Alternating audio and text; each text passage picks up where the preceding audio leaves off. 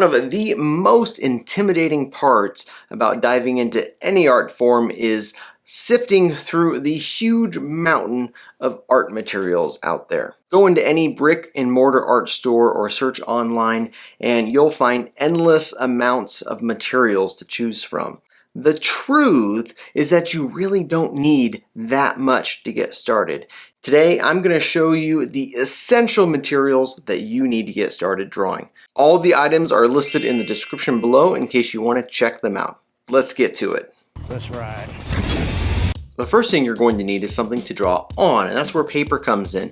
Now, you don't need anything fancy, okay? Any type of paper for the most part will work. The biggest thing is you want to make sure it has a fairly smooth texture so that you can lay down some fine shading and value rendering without the paper getting in the way, if that makes sense. If all you have is a ream of computer paper over by your printer, great. That will actually work just fine. What I use with my coaching clients here at the studio is a Strathmore 400 series paper. It's inexpensive, it comes in all sorts of sizes, and it's pretty smooth. But if you want to keep it really minimal, a great way to go is just a simple sketchbook. I really like the Canson XL Mixed Media Sketchbook. It's got fairly smooth textured pages. It's a small size and you can do all sorts of stuff with it, include painting in it. Another material that you're really going to need are some pencils.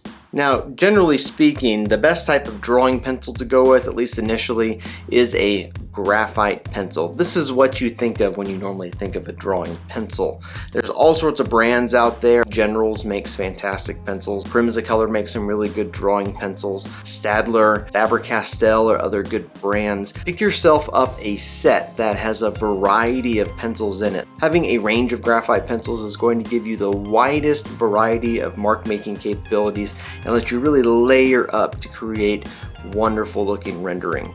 Now, if you want to try going ultra minimal, I would really recommend looking into something called lead holders. These are kind of like a beefed up mechanical pencil. Instead of the ultra thin graphite sticks that you get with a mechanical pencil, with these you get much larger 2mm leads that you feed through, and the end of the pencil has kind of a claws that grasp the lead and hold it tight. If you're just going to go with one lead type, I think a 2H is a great choice because it's hard enough that you can get some light lines with it, but it is soft enough that you can also go fairly dark.